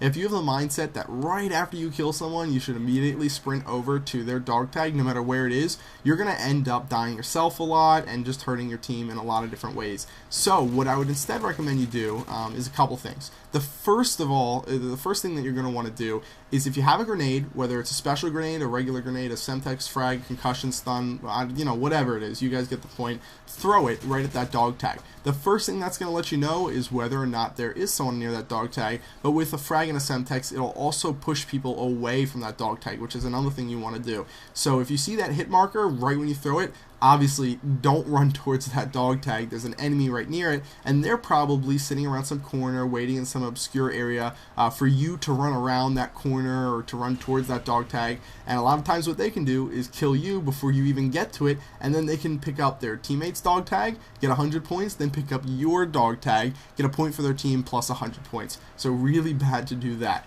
The next thing that I would recommend you do, and I know this is going to sound really simple and rudimentary, but seriously, it's something smart to do. Wait like 3 or 4 seconds, regardless of whether or not you get a hit marker. Definitely wait if you have a hit marker and you know someone's close to it. And even if you don't, wait that amount of time, because a lot of times what enemies are going to do is they're going to wait just a second or two, or they themselves are going to be stupid and they're going to run straight for that dog tag to stop you from getting it, to stop someone on the enemy team from getting it. And what you can end up doing in return is killing them before they even make it to that dog tag, which is really, really good. Or you can just kill them right as they're getting that dog tag, and you can get an extra point for your team, or you can get an extra point streak for you, and you can get a point for your team by picking up that dog tag. So that's definitely the smart way to go about it. You don't want to be running right towards it. After that, the next thing that I would do, the third step I would take, is if you're still clear, if you're all clear and you want to go after that dog tag, take a look at the mini-map. See if you have any teammates around that area. The first thing you want to think about when you're looking at that mini-map for your teammates is, are your teammates in a more suitable position to run for that dog tag?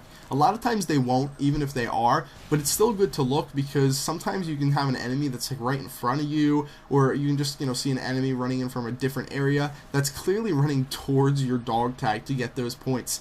And what you could end up doing is running out in the middle of nowhere, trying to run across the map to get your dog tag, and while you're doing so, while you're in a really obscure area, while you're exposed 100%, you can have a teammate pick up your dog tag, and then they get the points, and like I said, you're exposed then. You're out in the middle of nowhere, stranded, and then you're vulnerable to getting killed. So you definitely don't want that happening. So make sure to check if you have any teammates heading for that dog tag.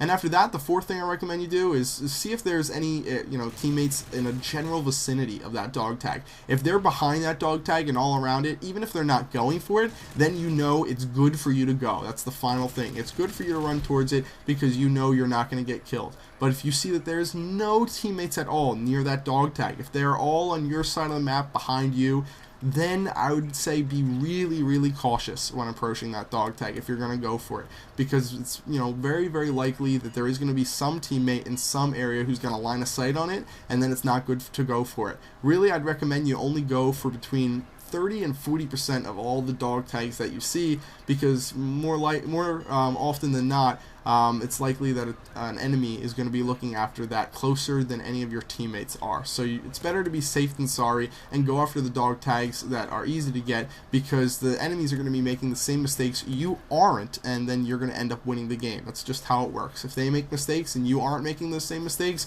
you're going to end up with a W and they're going to end up with a loss. So anyway, guys, this gameplay is wrapping up. I hope you guys enjoyed it. One last thing I wanted to touch on before it is over is that I'm going to be starting up my top 5 plays series again. I might make another video talking a little bit more in detail about this, but I did one for Black Ops for a really long time, and people really seem to like the type of clips that I would choose for my top 5 plays series and the commentary that I added to it. So I just wanted to let you guys know, if you'd like to submit a clip to my top 5 plays series, the email is going to be in the description of this video. There'll be a link to the email in the description. And if you want to submit a clip, I make it really, really simple for you guys. All you got to do is upload it to YouTube as an unlisted video, copy and paste the link, and send it to me in an email, but make sure to make the title of your email a description of your clip. So the description should be, you know, if it's a nice clip with an M60, let's say it's a 6-kill spray in 10 seconds in team deathmatch with an M60, say that in the title. Say, you know, 6-kill spray with the M60 in X amount of seconds in team deathmatch, whatever. I think you guys get the idea. But yeah, so definitely send in your clips. I'm really excited to start this back up because all the positive feedback I got from this before in the past. Hope you guys enjoyed the video again, and if you enjoyed it, please take a second to like the video. I'd really appreciate that as my gift for the holiday season, and I'll see you guys later. Bye. Hey, what's going on, guys? It's Sam or xJawz, and today I'm bringing you guys a Modern Warfare 3 rushing MOAB gameplay, and in this gameplay I use the PP90 SMG with the class that I believe to be hands down the best rushing class to get a MOAB with. I'll talk a little bit more about that in a minute here, but not only was the class helping me out, but something else, my secret little helper, my secret trick to doing really, really well in this gameplay, I guess you could say, was also the fact that we were playing against a couple of Christmas noobs on the other team, a couple of people who didn't have their Xboxes or PS3s or Modern Warfare 3 discs right away when the game came out, are now getting those games, are now getting their consoles and their Modern Warfare 3 discs and other discs of different sorts, and are getting all these games and getting annihilated, and a couple of those players made it into this game and definitely made things easier on me. And I think you guys gotta admit, sometimes that's a little bit fun to play against some players who don't know the maps and don't have the guns unlocked and stuff like that, because then you can just run train on them, you can wreck house, you can clean house, whatever, get some good kill streaks, and just have a grand old time, if I may say so. But anyway, other than that, you know, just a really solid rushing gameplay, which I guess I'll talk a little bit more about in a little bit here. But first, let's go over the class that I was using in this gameplay. So first things first, the attachments that I had on here, I had the silencer and rapid fire on it. And honestly, the attachments are what make the difference here. If you take the PP90 by itself and you take the P90 by itself, I would choose the P90 over it most of the time, especially because I'm a really big ground war player. But as soon as you throw on the silencer and rapid fire on the PP90, and as soon as you start talking about playing some kill confirmed, which is the best game mode to play if you're going for a MOAB in Modern Warfare 3, then all of a sudden the PP90 becomes the more attractive, better SMG to use. So I definitely recommend you go with this one. Next thing that I want to talk about, or I should touch on, is the perks. That's the important part. You know, you should use concussions. I was using Semtex here. You should probably use Semtex. The 2 attachments is necessary. Weapon proficiency if you want to have silencer and rapid fire on there. But really the important part of the class, other than the attachments, is the perks. So the first perk that I have on is Sleight of Hand. Sleight of Hand is a pretty standard, good first perk. I would use something like Scavenger instead, but Scavenger you don't need right away. I have that as one of my specialist perks that I get. So Sleight of Hand's just, you know, a good one to use. Next, I have Hardline on. Hardline is great because it allows you to get all your perks earlier, your specialist perks, 1 kill early, and sometimes even more than 1 kill earlier if you get a couple assists, because Hardline Pro, 2 assists equals 1 kill. So that's pretty awesome. And then last but not least, I have Steady Aim, and the reason why I have Steady Aim on is because typically I would use Quick Draw as my second perk, but because I have Hardline on an SMG, I'm going to be hip firing. That's going to help out in my close quarters gunfights instead of having Quick Draw helping me out in those close quarters gunfights. So having Steady Aim to pull up your guns faster after sprinting and have more accurate hip fire obviously helps for all that good stuff. And then for my specialist perks, the first one I have is Quick Draw. Like I just said, usually I would have Quick Draw as my first, or as my second perk, my first choice for my second perk. So I wanted to have that in there as my very first specialist perk to have. Next, I have Scavenger. Like I said, it's good to have that in there because you're going to start running low on ammo. You only have like 90 bullets that you start with the PP90. So you got, you know, 90 bullets to work with to get 3 kills. That's, you know, not too hard to do. But after that, in order to get up to 24 kills, obviously you're going to need the help of Scavenger. And then my last one is really not unimportant, I'll say, but you can sort of choose whatever for your 7th or your 5 kill perk to unlock, the 6th perk. So for me, I have Extreme Conditioning on here, but Dead Silence works well, Blast Shield is good, anything really is going to be good for that last one. It's not super important. It's those other 5 that I find pretty important, or other 4, the Hardline, the Steady Aim, and then the quick draw and scavenger that are really good to have. So, you know, for this gameplay, really, I just kind of ran around the map like a wild man almost all the time. I was able to catch people off guard a lot and use steady aim to my advantage, all the perks really to my advantage. But being able to turn around corners and just spray people down made things really easy, because rapid fire on this gun just lets you kill people so damn quickly. You just want to be careful that you don't get caught in situations where you're shooting at people from a long range. That's what I would stress most if you're going to use this class to go for a MOAB, is constantly put yourself in scenarios where you and the enemy are going to be close to each other. Never look down long lines of sight. I almost made that mistake right there. Those people were kind of far away from me. Luckily, just close enough that I didn't have too much trouble killing them, and finally picking up the 24th and 25th kills of this game, getting the MOAB. And this was something weird I just wanted to say real quick. Yeah, I know you guys will have the answer to this question. Why didn't my MOAB kill all the enemy team here? See, I just got 24 kills, and then I get 1 kill with the MOAB. You see that in the bottom left-hand corner? There's 6 guys on the enemy team, but only 1 kill with the MOAB. I mean, what, were they all in limbo? Were they all, you know, killed and watching their kill cams while it happened? I don't know. If you see what happened, if you know what happened, if you know what I don't, leave a comment and let me know, just because I was kind of clueless right there. But anyway, that's the end of this gameplay right here. Final score was 26-0, a flawless rushing MOAB gameplay, helped by this great rushing class, and also helped by the fact that there was 2 or 3 Christmas noobs on the enemy team. So yeah, I hope you guys enjoyed the video, and I will see you later. Bye.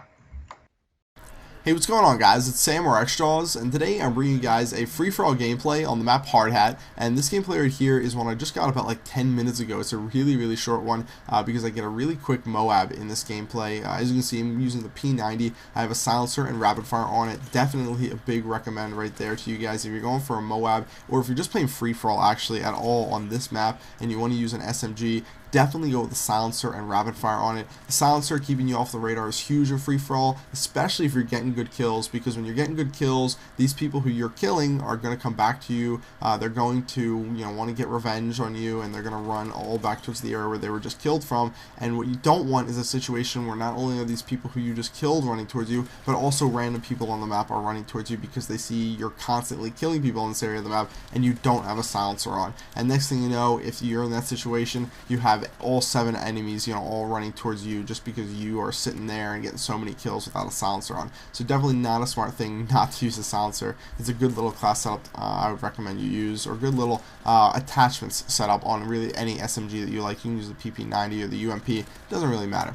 Anyway, another thing about this gameplay, another tip I guess I could give you guys, is try out the portable radar and the bouncing Betty together. What I was doing for a couple hours here, getting some different MOABs with some different class setups, different guns and stuff like that, was I would throw a portable, or first of all, I would find an area of the map that really only had like 2 main entrances to it, like a nice area of the map, maybe a spot where there was like a vantage point where I could see down on other enemies or something like that, and I'd throw a portable radar on the one entrance, and I'd throw the bouncing Betty by the other entrance to cover both my sides. And yes, with certain perks you can get past the portable radar, and yes, with certain perks you can get past bouncing Betty without it going off immediately, but nonetheless this was working really well for me. I was constantly catching enemies who are about to come up behind me. What you gotta do is, if you stand near your bouncing Betty, if you gotta go near that entrance, the worst situation you could possibly have is having an enemy run through, trip the bouncing Betty, and it kills you both, or it just kills you. That would be really awful.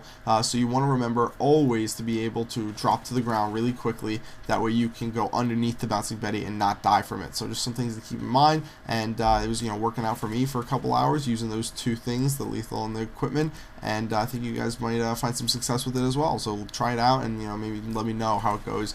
You guys can tell me if you guys like them as well. So anyway, this gameplay's kind of wrapping up here. There's really not much that I can talk about for 3 minutes. But I do want to mention that I did do the open lobby the other day, the Xbox and PS3 one, and there was a slight problem with the PS3 part of the open lobby that I hosted. Basically, everything with the Xbox went smooth, but when I switched over to the PS3, I didn't have any friend requests on the accounts, and a lot of people were saying they were having trouble. Actually, everyone was saying they were having trouble adding the accounts, and it was because I had made them so last minute. I made them literally like 5 minutes of 3 on my computer, just as I was finishing up the Xbox lobby, and I think for some reason that messed up people's ability to add the accounts, and that messed up up a lot of the open lobby, and I only got to play like maybe 40 minutes instead of 2 hours with people from the PS3. But don't fret if you're on the PS3, guys, and I'm really sorry if you guys weren't able to get into that open lobby, but I'm going to be doing more of them, and I'm going to start live streaming them, so you have that to look forward to. A lot of people were asking me to do that. So anyway, hope you guys enjoyed the video. If you did, please take a second to give it a like rating. I really appreciate it, and I'll see you guys later. Bye. Hey, what's going on, guys? It's Sam or xJawz, and today I'm extremely happy to talk to you guys about my newest sponsor for my channel, and that's GammaLabs. GammaLabs is going to be working with me this year to create some really awesome content for my channel, really top-notch videos that I really think you guys are going to like, and they're also doing the same with a bunch of other gaming commentators and MLG pros for Halo and Call of Duty. The stuff they're working on is really, really awesome. They're really looking to give back to the gaming YouTube community in a big way, to the viewers, to the fans, like you guys right now, in a big way. Like I just said, by doing events that are just going to be way cooler than anything you've ever done, anything you've ever heard of before for this community. One thing that they're doing right now is a sweepstakes that I talked about a couple weeks ago on my channel, where the winner, and when I heard this prize, I was pretty blown away too, to be quite honest. The winner is going to get flown out to Los Angeles with a buddy. You get to bring any friend you want out with you, and what you're going to get to do is you pick your favorite gaming commentator who's sponsored by Gamma to also meet you out there in Los Angeles. They're going to get flown out there too, and you're going to get lessons from them in person out in Los Angeles. And the whole time, this whole thing is going to be recorded, documenting your trip, documenting you getting the lessons and whatnot. And then that video at the end that you get from recording all that, that's going to be cut together, is going to be put up on that gaming YouTuber's channel. Okay, so you're going to have the opportunity to not only go on this amazing trip, but at the end of it, have this video that shows and broadcasts your entire trip to hundreds of thousands of people. Okay, so I think this is a really, really awesome prize, something really unique. I have never heard of any company or anything doing something like this for the gaming YouTube community, something that would be awesome for one of my viewers to win. I think it'd be really cool. Whether or not you would choose me, I know I'm not everyone's favorite gaming commentator, whether or not you would choose me is whatever. I just think it would be cool if I got to say, hey, I told my viewers about this, and then one of them went and won this. So if you do want to sign up for that, that's just an example of the stuff that they're working on right now, the stuff that's gonna that's the stuff that's to come. They're gonna be doing a bunch of crazy stuff, but you can check it out. I'll leave a link to it in the description of this video. You just like their Facebook page, you enter in your name and your email so they can contact you if you win. You guys know what I mean. And then you hit submit and you're done. So I'll leave that, like I said, in the link in the description of this video. A big thing I want to stress in this video has to do with the actual product that this company offers. And the thing about this is that if you look at my track record over the past 2 years, I've had a lot of companies approach me to promote their products on my videos, and if you look, I've only ever promoted like 2, maybe 3 products ever on my channel, and this is I'm really selective, and I only like to promote things to you guys that are actually really good, that I believe in. I don't want you guys to hear me promote something and then go spend money on something that's BS, and I would feel terrible about it. The thing that I want to stress here is that even the owner of the company, I hope he doesn't mind me mentioning this, super nice guy. I met him out in Los Angeles when I was there for the Machinima IGA show. He's a really good guy, and he stressed to myself and the other people who are being sponsored by his company that he does not want us ever exaggerating the effects of his product, lying to our viewers, our audience, about how good it is or anything like that. He wants us to believe in the product, and if we believe in the product, then promote the product. And that is the position that I'm in, because I'll tell you, I use this product almost every single night when I'm staying up super late and I want to game and stay really alert and awake. That's the best way to describe what this product does. It is a PTF, a pre-training formula, and it's a powder that you mix into water, and it tastes like Kool-Aid after you're done. It's just like an easy mix like that, and it's like an energy drink in that it keeps you more awake, but I wouldn't say an energy drink even keeps you more alert. It's better than it's better than coffee, right? Because that's just a ton of caffeine, and you get the jitters, and you can get a stomach ache, and then you crash. Better than a energy drink, because it's a lot healthier than just a drink loaded with sugar and caffeine. And it's better than those little energy shots, because they are just filled with chemicals and bad things for you that you just don't want to be drinking. They usually have a lot of caffeine or sugar in them, which again are not good for you. So this thing is sort of not all natural, but it doesn't contain those really bad things for your body. It is a nutrition supplement. It is something that's actually good for for use sold in these, like I said, GNC sports nutrition companies, or sports nutrition stores. So I really think, this is something I can get behind, and I think you guys would actually like too. Everything that we're going to be working on this year is going to be really, really awesome. What I'm going to be doing with the company, aside from telling you guys about all the awesome stuff they're doing, like the sweepstakes right now, is I'm going to be traveling to a bunch of different gaming and tech events and doing coverage of what's going on there for Gamma. I'm going to be traveling and documenting my trips, doing vlogs and stuff like that, which I know you guys always like. I always get a great reception on those types of videos, and I really think it's going to be a great year with being able to travel to all these events, and it's going to be great. So I really appreciate you guys checking out this video. I hope you guys are as excited for what's to come with this year as I am. I think this is going to be pretty big. I think the sweepstakes is only the start to a lot of cool events that are going to be hosted by Gamma, and I really think you guys should check out the link in the description to the sweepstakes that they're holding right now on Facebook. And little birdie told me if we get a certain amount of Facebook likes, the prize might be doubled. That's all I'm gonna say. Alright, more information to come. See you guys later. Bye. Hey, what's going on, guys? It's Sam or xJawz, and today I'm bringing you guys a kill confirmed gameplay on the map Bootleg. This gameplay right here, I use the CM901 assault rifle, a weapon I'm not too great with in this game, and I'm not really too fond of also, to be quite honest. Really what I find is that this weapon, the CM901, versus the other automatic assault rifles in the game, just doesn't really work out too well. When I look at the M4, when I look at the SCAR, I just see those as much more versatile, much stronger weapons, honestly, and I do consistently better when I use those versus this. And that's not me sitting here talking crap about this weapon, saying that you should never use it. It's just that I find personally that I do better with those weapons, and I would recommend you try them out before you go for the CM901. But obviously, if you find a lot more success with this weapon, you should probably go with that. One mistake, or actually two mistakes, I want to point out towards the beginning of this gameplay, just so that you guys can learn from my mistakes here, is I'm using the CM901, which has a slower rate of fire than some of the better assault rifles, and because of that, I should have gone with steady aim. The reason being is because when you have an assault rifle with a fast rate of fire, close quarters, you stand a much better chance of winning your gunfights. But if you have that slower rate of fire and that stronger, bullet damage, you're going to want steady aim to help you out in those close quarter situations. And oh, sorry about that. That was my phone. But in the close quarter situations with steady aim and a weapon with really fast rate of fire, obviously you're going to find a lot of success. But you want to switch it up and use marksman, especially on maps that have a really long or many really long lines of sight. And this map Bootleg really only has one long line of sight, which is the alley that I just came from at this point in the gameplay. So really not too much point to using marksman on this map. So again, another mistake on my part. So today I thought I'd talk about just sort of like what I've been doing lately, how my life is going, stuff like that, because I haven't done that in a while. Really, if you follow my channel, sorry, that's my phone again. I'm going to turn that off. Really, if you follow my channel, I don't talk about my personal life. I don't talk about what I do in my spare time too much. I mostly just talk about the gameplay commentary, and that differs from each and every person on YouTube. A lot of people only talk about their life. A lot of people talk only about the gameplay, and most people seem to say that they like a healthy mix of the two. So I thought I would just do a mix. But basically, today I was hanging out with a couple friends. I went paintballing really early, and that kind of sucked because I actually stayed up all night and I didn't get to actually go to sleep until I got back from paintballing. But it was a ton of fun. I went to the paintball place at 9:30 a.m. and we stayed there for about 2 hours paintballing, playing some pretty awesome games. We got to play Capture the Flag, which is a little bit different than Call of Duty Capture the Flag. What you got to do is run to the middle of the map and grab a flag and then bring it back to your base. And then there's a game called Bomb where you go to the middle of the map, pick up a flag, and then take that to the enemy's base, and like you do this all while you're getting shot at from all these different angles. And then we played VIP, which was, I thought, a really cool concept, maybe for a Call of Duty game type. Sometimes it's also called President.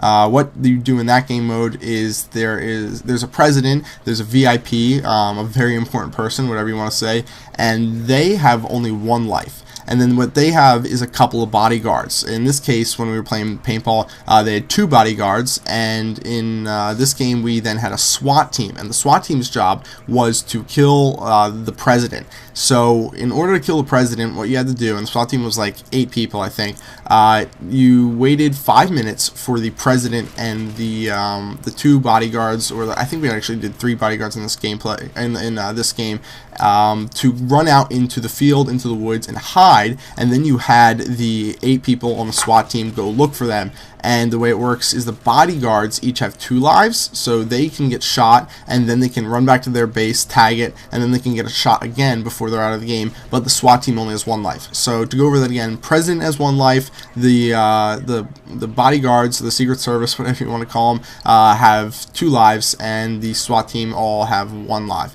And I thought it was just really cool. It was definitely the funnest out of all the game modes that we played. There's not a lot of tactics, to be quite honest, in real-life paintball.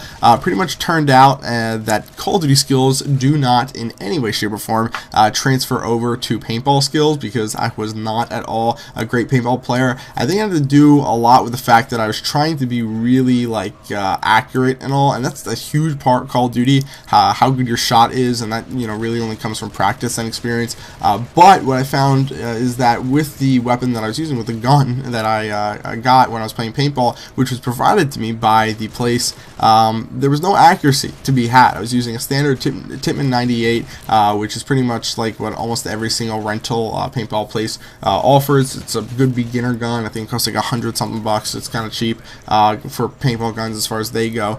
And pretty much, one shot could hook far to the left, 1 shot could hook far to the right. It could go up, it could go down, it could go any different, types of ways, but it just was not consistent, and therefore it kind of made it really difficult to really play tactically, in my opinion. So what ended up happening, and this just sort of seems to always happen when we play paintball, people camp. They don't necessarily sit all the way in the back of the map and wait for someone to run towards them, but they all sort of find one piece of cover, like a tree or a piece of plywood or something else. That's pretty much what almost the entire course was: plywood, tires, some sandbags here or there. Hide behind that, and then just try and pick people off from a distance until eventually you think you've killed enough people or shot enough people to get them out to move up maybe 10 feet to the next piece of cover, like the next pack of tires or sandbags or something like that. And it just, it would have been funner if that wasn't the way the games went, if they were a little bit more tactical. Definitely would have helped if the maps were bigger, and when I say maps, I mean the course. If the course was bigger, it would have been really cool. But I don't know, it's just something interesting to think about. Paintball and Call of Duty and how similar they are and how different they are, and stuff like that. But anyway, this gameplay is sort of winding down right here. As you can see, I'm tearing it up in the Reaper right here, and I just got my EC130, so I'm ready to go to town on these guys, just speeding up the gameplay pretty fast right here. I thought you guys would enjoy all of this. If you did, if you want to hear more commentaries like this, where I just sort of talk about what I've been doing in my daily life, what's going on with me, be sure to, just let me know, leave a comment, leave a like, leave a favorite, all that stuff. I really appreciate it. And yeah, that's pretty much it, guys. So I'm actually about to go downstairs and set up for a little shindig I'm having. A couple of people are coming over, and I'm gonna have some fun, and it's gonna be awesome. And yeah, that's pretty much it. So I'm glad you guys watched the video, and I'll see you guys later. Bye.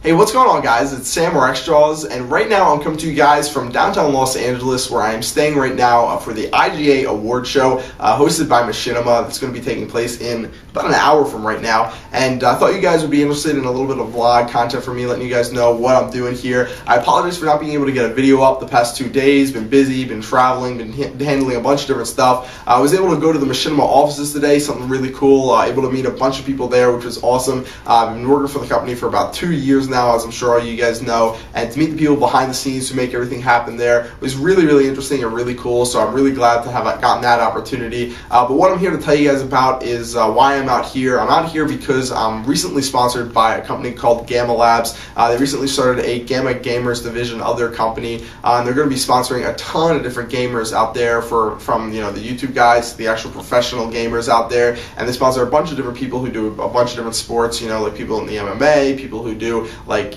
dirt biking professionally, and a bunch of stuff like that. But anyway, what I specifically want to tell you guys about is not just that I'm sponsored by them in some stupid sellout video, but the fact that they're holding a really, really cool sweepstakes on their Facebook page that I know you guys will be interested in. Not some bullshit where you can win a t-shirt or some $20 Microsoft point card. But what they're doing right now is, for the first 15,000 people who like their Facebook page, they're offering a sweepstakes where you can win the opportunity to get flown out to Los Angeles and get trained by your favorite favorite professional gamers, whether your game is Halo or Call of Duty or StarCraft.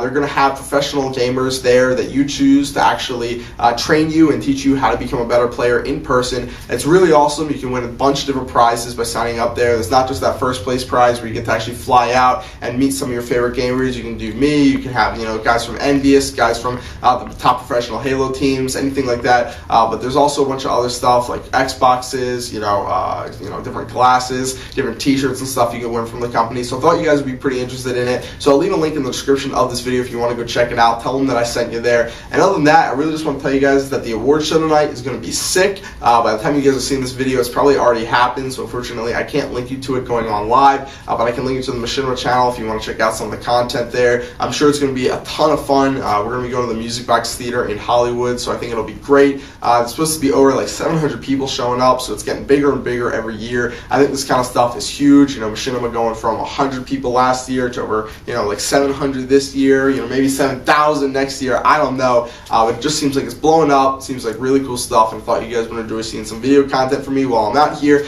Leave a comment and let me know if you think that I should do some more video content. And I know, a lot of people are going to tell me I'm wearing a bow tie and that I look gay, but I understand, I wanted to look a little bit classy tonight. I thought you guys might like the uniqueness as well as the other people there at the event. So you can let me know what you think. You can let me know what you think of, the sweepstakes, the company, LA, me being out here, or the bow tie, whatever you want to say. It's fine with me. I accept it. But anyway, guys, hope you enjoyed the video. I hope you guys check out that link in the description of this video. Really check it out. They're actually offering an amazing prize for first place and second place and all the other places there. So I thought you guys would enjoy it. And that's pretty much it. So I'll see you guys later. Bye.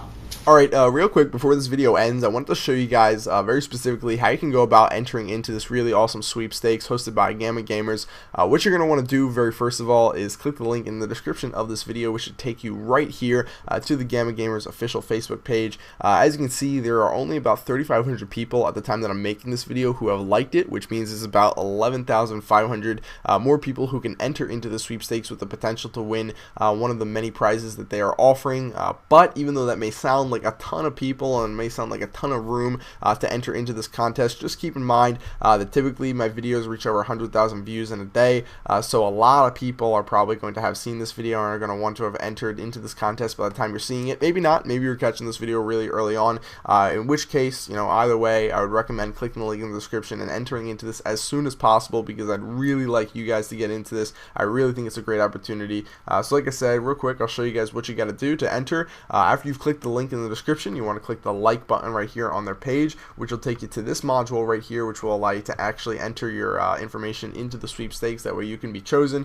You're going to fill in your name, your email, zip code, that sort of stuff. And down here, the important part, what you're going to want to fill in is your favorite game. Your favorite game out of, Battlefield, Modern Warfare, Halo, that sort of stuff. If you want to get trained, if you want to get lessons out in LA when you get flown out there for winning for Call of Duty, you're obviously going to want to pick Modern Warfare. If you're a big Halo fan, you want to become a better Halo player, you're going to want to click Halo. Same thing goes for all these different games. In my case, obviously, and I think most of my subscribers' case, Call of Duty Modern Warfare is going to be the one you enter for. And then at the bottom, what you're going to want to do is click Submit My Info, and right here I get a little error page because I didn't put in all of my information into these boxes. But what you'll get is a page saying, congratulations, you've entered the GammaGamers sweepstakes to get that free trip out to Los Angeles, to get that training, those lessons by professional gamers. And that's pretty much it. That's all there is to it. It's really, really easy to do. I don't think it's an opportunity you should pass up, and do it as quickly as possible. Like I said before, this is probably going to fill up pretty fast. Only 15,000 people are allowed to enter in this for, the prizes.